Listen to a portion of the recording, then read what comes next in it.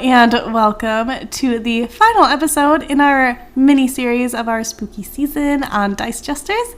My name is Julie. And my name is Dave. And today, Dave and I will be doing a review, well, a ranking, if you will, of the 7 games we played. So number 1 will be our most beloved game this spooky season, and then the 7th will be our least beloved game this spooky season. But it doesn't mean that it's our least favorite game. It just means that it's our least favorite game for this spooky vibes, I guess. Absolutely. But prior to getting in, Dave, now that you have seen Halloween Town, how did you feel about our Halloween Town experience? It was life-changing. Oh my goodness. It was life-changing. The 2-hour wait for the pumpkin was completely worth it. The wait for the haunted house that didn't have anything to do with the movie, so worth it. I mean, really, it was just the main square when you walk into town. Yeah, it had the city hall, had the Halloween Town decorations, the taxi. I got the taxi. Benny. How could we forget Benny? How could we? I didn't forget Benny. No. I do think that the taxi in the town square was a different taxi, though, because the one in the movie had black on it. This one was just yellow, so... No, that's was true. It the OG taxi from Halloween Town? I don't know. No, I was looking at it, and it was a different taxi. Mm-hmm. But I thought it was really neat to rewatch the movie after going there, because then I saw the river and everything. Yeah. So I was able to connect it all. I was just like, oh, there's the river. Oh, we were standing there. So it was kind of neat. It was kind of surreal visiting a movie set and then watching the movie, just because obviously you and I aren't actors of any sort. So it seems like a lot of the movie was filmed there, though. Like a lot of movies that take place in the Northwest or places that I've been to, you can tell little bits and pieces were filmed from that location, but most of it was filmed in a town that isn't really that place, if that makes sense. Yeah, that makes sense. But this one, everything looked like it was in St. Helens, Oregon, from what I could tell. There was a weird house on the hill, but even when you saw the vista down from where they were standing, it was definitely the river. Yeah. The Columbia River, and you could see aspects of the town too. So I don't know. I don't know if the entire movie was filmed in this town, but it seemed pretty close. I know. I kind of want to go back now after rewatching it and kind of see if there is a house on the hill. Yeah. Like if it's public, if you could go in, that would be really neat to see what it looks like on the inside. I don't think, maybe, this is just a guess. I mean, I'm sure it's public knowledge and I could just Google it, but maybe they were recording the outside of a house. But perhaps they didn't use, when you see the inside of the house, maybe that was just a set.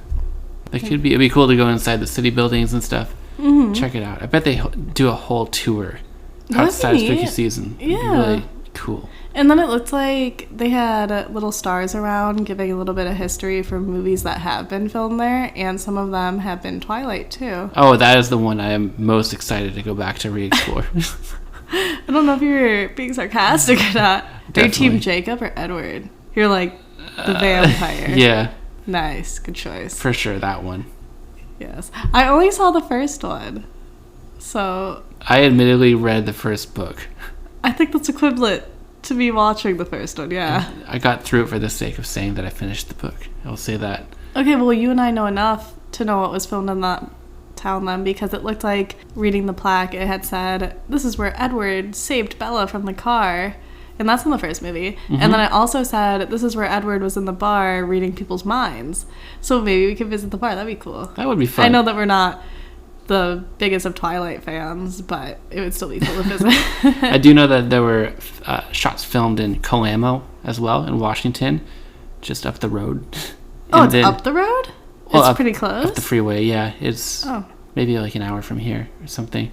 And then Forks, Washington, which is way up in the Olympic Peninsula, hours from here. But isn't that where the school scenes were filmed? I think so, yeah. Yeah.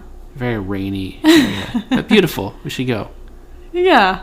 Maybe during the summertime when it's a little bit more dry. It still rains during the summer there. It's very, very rainy. Yes, and according to you, I can't have an umbrella because I'll look like I just moved here. Yeah, nobody has umbrellas here. Well, so there was that, and I'm happy that I got to watch it with you since you've never seen it. And a little shout out to Studio Ghibli because it was your first time seeing Kiki's Delivery Service. Oh, right. That was a delightful movie. Yeah, did you like it? I did. I liked it a lot. We never talked about if you liked it or not. Yeah, I liked the ending. I loved just was a very pleasant movie. Good. It was another movie that felt nostalgic for some reason, even though I'd never seen it. Maybe I'd seen commercials for it. I don't know. The cat was pretty funny. There were some funny scenes. Made me laugh out loud. The cat kind of reminded me of Lupin. Really? Yeah. If Lupin had a voice, would it sound like that? Like, if Lupin had a voice, it would just be so satire. He would always talk to me in a satire way. Like, I'd be excited about something, and Lupin would be like, oh, yes, great, feed me. I'd be like, yes, Lupin, I'll get right on that. And he'll be like, oh, you chose turkey today. And I'll be like, Lupin, oh, jeez. How original. Yeah, literally. And then he'll be like, I could eat salmon for days. And I'm like, okay, I'm so sorry. I apologize. That's so funny. Yeah. I would love to hear Lupin's voice. I would too. I really do feel like it'd be kind of like that. Like, it would just be so blasé. Like, he would look at me and just be so emotionless and be like, feed me. Or, like, I'd come home and I'd be like, Lulu, mommy's home. And he would say, hello. My food dish has been empty whole time. Gone. That's so accurate. I know, right? Okay, so let's get into our rankings. So let's start from our least favorite to our most favorite. Yeah. So for number 7, I'll start because I'm already sure that you could guess what my number 7 is. And that is, drum roll please, not actual drum roll, Gingerbread House. Gingerbread House was exactly what I was going to guess. That's also my number 7. Oh, yes. So, you really seemed like you were having less of a good time with this game than others. Okay, so Gingerbread House was a love-dislike relationship because in the beginning, I think the first round that we played, I had ran out of the gate tiles, so I couldn't have any more fairy tale creatures come into my gates. Yeah.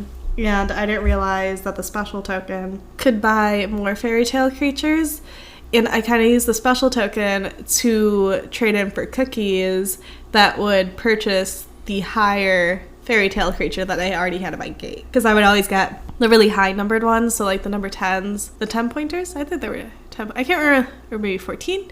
Well, that's the point. The point is they had 8 cookies needed to get them. Yeah. So I would always do those, and it's just kind of, it made the game not as appealing for me because it was randomized, and so if you didn't get the same amount as somebody else, you had to really use your resources wisely comparative to someone else.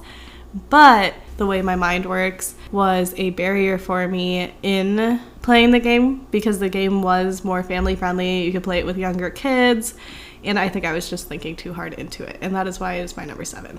Yeah, there was definitely a random factor to the game in terms of the tiles that ended up in the pile that you drew from. Could the other player have more of the special tokens? Definitely.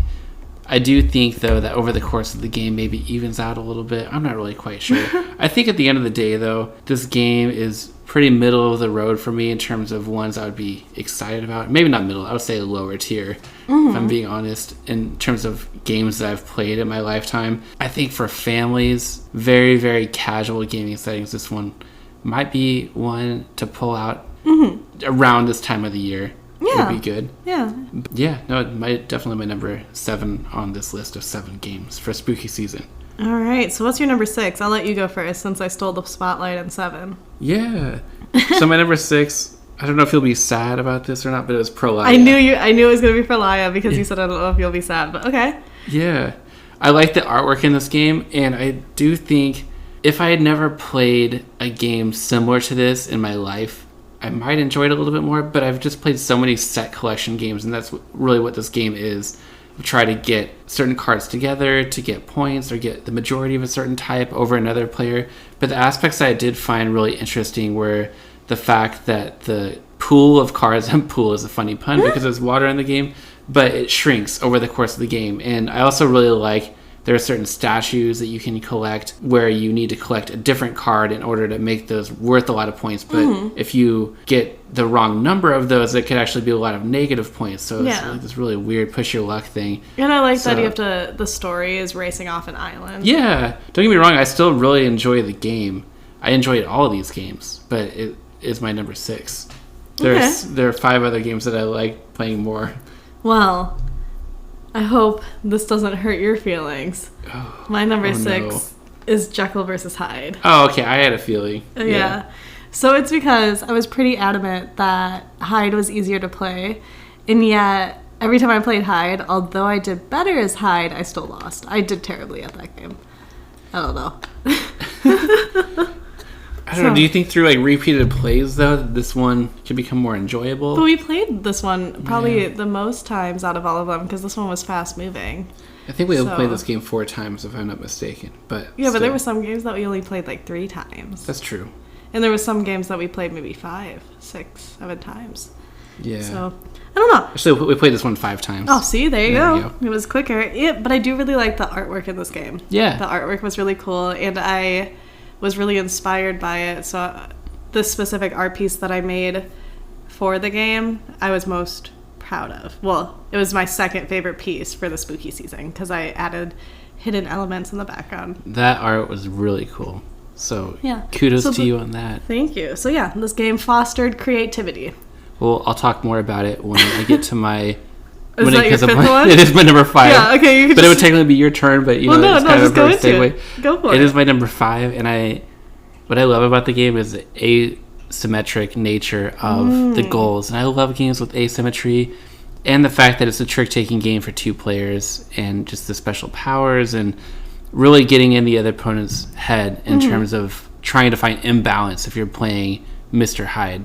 Of you either want to win a lot of tricks or lose a lot of tricks, and then the other player is trying to keep them balanced. So trying to figure out, like looking at your hand and trying to figure out, do I want to try to win them all or do I want to try to lose them all? It is harder, I think, to play as Dr. Jekyll, of trying to figure out how to win and lose an even number is a little bit of a challenge, especially when you're looking at your opening hand and you're trying to figure out what to pass to your opponent. But there are some aspects of this game that I really, really enjoyed. No, yeah, I understand that. So we flip-flopped our 5 and 6 because my 5 is Pralaya. Oh, okay, so we're not too far off. Yeah, not too far. So it's number 5 on my list because I liked it, and it's personally my first game that was played like that, where the cards were dwindling. Yeah. And I also liked the push your luck aspect, because you had to push your luck, and I pushed my luck quite often on that. I really did. Yeah. Before the island sank. You certainly did. And I think I just, in general, did better at that game. So I'm probably ever so slightly biased on my ranking because I did poorly with Jekyll and Hyde. Well, Jekyll versus Hyde. And then, so that's probably why Pralaya ranked a little bit higher than Jekyll versus Hyde. I actually won this one as well. Huh. 4-3. Yes. The other thing I love about this game is we discovered it at a convention, which is really cool. We picked it out, didn't really know anything about the game other than the theme, and enjoyed it. So yeah, that's honestly, despite how the game plays, I enjoy it maybe a little bit more because of that. I don't know. Yeah, and I liked that it literally was like an impulse buy. Yeah, had no idea that we were going to purchase a game that day. Then we purchased it at a very, I don't know what to call it, a place that I was not expecting board games. And then we ended up being able to use it for spooky season. Yeah, it was perfect. Yeah, that was really cool. Okay, so I don't know if you're going to have the same number 4 as me. This is where it's going to get interesting. I know, and I don't know if you're going to be shocked by my number 4. Ooh, shocked. You're going to be so shocked. All right, do we say it at the same time, or what do we... Yeah, let's do it. Ready? Okay, ready? 1, 2, 3. Whirling Witchcraft. What? Stop! Is it really? Yeah. Seriously? Hive mind. I don't want a hive mind. Is a hive mind if it's only 2 people? I don't know. No. I'm a very independent thinker. Ooh, okay, well, I guess you're not going to be shocked. This game is fun. I really like this one. I like this game, but I would say it's probably more midway for me because it did ever so slightly start to feel repetitive. Yeah. Throughout multiple plays. I think probably better with more than 2 players, perhaps. Yeah, because then you can really mess with each other's cauldrons and really try to move the game a certain way. Yeah, I did really like looking at what the other person was trying to do, and then you play your recipe cards based off of that to try to utilize what they're giving you and not get too many of those into your workbench or whatever it's called. Yeah. And I think with more players, just like you said, it would be a lot more fun because you wouldn't be able to really look at their cards. Yeah. You'd have to pay attention to a lot of things. Well, for you and I, we just looked across the table. Mm-hmm. And this is the first game on our list with the artist Weberson Santiago. which says 3 games with his artwork on this list. Yeah. And 2 of them will be higher than this, apparently. Okay. I thought our top 4 were going to be severely different. Should we do number 3 at the same time, too? Okay, ready? Yes. Oh, well, yes. Okay. 1, 2, 3. The Bloody Inn. Stop! How are we doing this? I thought this was going to be my number 1. I thought this was going to be my number 1. Because I really love this game. I've played it before. Mm-hmm. I do think that 2 players is not the best player count for this. I think 3 is really the sweet spot. And that's why it isn't higher on this list. Because I'm really basing this off of our plays together. Right. Yeah, that's how I feel. Like, I liked the theme of it. I thought it worked very well for the Bloody Inn. Sorry, not the Bloody Inn. For the spooky season. Yeah. And then I also thought that all the recommendations on the box were very valid. Like 14 and up. And then the time and the player count. I think it all worked. But for what you were saying, I do agree that it would be more fun with more players, because when you play a 2-player game, you kind of have to really build your rooms, I guess, to make it a little bit more fun. As if, yeah, so. Yeah, I love the tableau building aspect of this. I love the fact that you're limited to 2 actions per turn or per round, and there's so much that you feel like you need to do but not enough turns. I love really restrictive feeling games like that. Yeah. Okay, well, number 2. I feel like we had the same number 2. Then we have to because I think I know what your number 1 is. I think I know what your number 1 is now, too. Okay, ready? Well, how about... Well, no, we can't guess each other's number 1. Honestly, my number 1 number 2 are pretty interchangeable. I think they're like that close. Mine, too! Okay, well, number 2. Ready? Yeah. 1, 2, 3. Dracula versus Van Helsing. Oh, goodness. Ooh, okay. This is exciting. My heart is beating so fast right now. As you can tell by my soothing voice. Your soothing voice. I know. I can see it in your face. Yeah. My face is beat red. I'm blushing. Okay, so I really enjoyed this game. I really liked this game. I thought it was perfect for spooky season. And then this one also would be considered a trick-taking game, yeah? Yeah, I would consider this trick-taking. Yeah, so I liked this one more than the Jekyll versus Hyde trick-taking game, because this trick-taking I understood. Yeah. I like the fact that you're competing for those 5 different areas on the board, and the fact that each of the things that you discard does something. So it's like, it's really managing what's in your hand and trying to end the round with the right number of, or with the right cards in the right places in order to do whatever objective you're going for. And I like that each of the card numbers has like a corresponding action. So you know every time you get a 1, if you decide to discard the 1, that you'll have to show one of your cards. Every time you get a 2, you'll have to reveal the next card in the deck. Yeah, I have this memorized. So I like that. Yeah. Ooh, and the stress of figuring out when to end the round. Is it now, or do I try to push it to try to get a slightly better card at a spot where I'm not really quite sure what you have, but I think it might be good? And you can end the round with discarding an 8, which ends it immediately, or you could waste your turn to end the round, but then the other person gets 1 more turn. Right. But by discarding the 8, you're getting rid of an 8, which is really good. Oh, wow. Right. This game took me by surprise. I thought it was going to be all right, I'll be honest, but it really surprised me how much I loved this. And I loved the whole aspect of gathering point tokens, I guess, or gathering wins. So I really enjoyed the aspect of, if you were Dracula, you were flipping over civilians and making them vampires. Well, if you were Van Helsing, you were collecting heart tokens, like life points in a way. Yeah. I do think that maybe the heart tokens could have been something different, like maybe just like the steaks, or maybe garlic. Oh, that'd be cute. I don't know. Is this a recipe for an upgrade? A recipe for a DIY upgrade? Yes, maybe if I have time. I mean, I do have time. I don't know. So many things I need to foster the creativity. Yeah. So I also like that both sides felt balanced. There was really no inherent difference in what you were trying to do. It's just how you were measuring it that was slightly different. Yeah, so it really did feel like a head-to-head. Like, I did generally feel I was either chasing you or running away from you. Yeah, and the game length, I think, is just perfect. Yeah, because it doesn't you can overstay decide. its welcome. It's just the right length.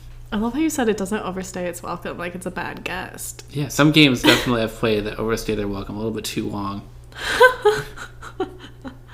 I was going to say, did you hang garlic by the door? But I guess if you're Dracula, you wouldn't want to do that. So You're like, what are you talking about? I'm like, I don't know. It's all good. I'm just having a good time. So, number 1. Yeah. That means it's Parade. Parade? Yeah. Parade's here? I'm shocked. It surprised me too. Oh, okay. So why is Parade your number 1? Well, it surprised me how much I love this game, and I knew about the game. I knew that it was a good game. I didn't know how much I would like it. It really ranks up there with some of my favorite card games of all time that you have yet to play that I'm excited to show you. Thank you. That I think will remind you of some of the, it's not trick-taking, but like the tricky nature of the game, of the different strategies you can explore and the level of interaction that exists within very few rules. Mm-hmm. But the rules are very wonky at first to wrap your head around, which is almost fitting to the Wonderland theme. But wow, this game is good. Yeah, I really like the game too, especially because we played it so many times, and every time it somehow felt different. I think we played the first 2 to 3 rounds. I kept going, if I just collect all of the cards first, I'll win. But then I realized, why am I collecting cards? Let me not collect cards. So then I thought, okay, I'm not going to collect any cards this round. And I tried doing that, but then I would get stuck with low cards in my hand, which would then in turn make me collect all the cards. Yeah. Like in the Parade. So this game... That's so true. Such a rabbit hole. I love all the puns. I know, I just love Alice in Wonderland. It's great. It was a mad time. I love the spooky season journey that you had taken me on, but who is the Pumpkin Master? The Pumpkin King. Or Queen. Well, I'm saying king because it's me. Oh. Out of the 7 games, can you guess how many I won? 6. I won 6, yes. The only one that you won, Julie, was your favorite. Was Parade? Gingerbread House. Ah. Yeah, Parade. And I'm just doing this based off the most. Yeah. Yeah. You know, we maybe recorded the episode and then played some more. At this point, I've won the game 7 times and you've won it 4. So there's that. Oh, yeah. Man. You do have a higher personal best score, though. That's really no, actually I do. Because it is the lowest score wins. So. You're like, you have the highest losing score. Yeah. Oh. I won at Gingerbread House. So I am the Pumpkin Master. I'm happy for you. I'm going to go have to look vastly into a jack-o'-lantern and wonder what my play styles were for all of those games to lose that many. Yeah. It's all good, Julie. But thank you for taking all of the journeys that we've taken this holiday. The spooky season. Spooky season. It's not the holidays yet. I know you might be excited, but it's not there yet. It's all good. It's good. It's good. And of course, thank you for picking such a wide variety of board games because they were all slightly different. Like even your 2 trick-taking games that you brought to the table were still different. Very different, yeah. Yeah, and I thought that was really fun. That was a really fun little mini-series. Yeah, I've just enjoyed showing you different kinds of games and seeing what you like, seeing what you don't like. And over time, I'll just get to know that more and more and find games that you love. Oh, well, I look forward to it. If you, as the audience, would like to rank these games, feel free to come over to our Patreon. They are on our Patreon for free for members, and you can join for free. You just go to our rankings collection, and then in there will be a link that you can go to. And when you go there, it'll have all of the games already set, and you just pick one or the other. So 2 games will appear, and you pick between those 2 games. And if you want to let us know your results, we would love to hear them. We may even shout them out, depending on how different or similar they are to ours. We also would love you to join us on Instagram. Our Instagram is Dice Jesters. If you would like to email us any recommendations, any games that you're looking forward to playing, or any games you would like to hear a review about from us, feel free to email us at thedicejesters@gmail.com. We also will do 10 by 10s depending on if the game fits into our theme. We do different themes for every season. And season 2 is coming along shortly. It is. Dave, do you want to give a quick spoiler of what the first... I don't know, you look like you want to say no. That's okay. That's okay. No worries.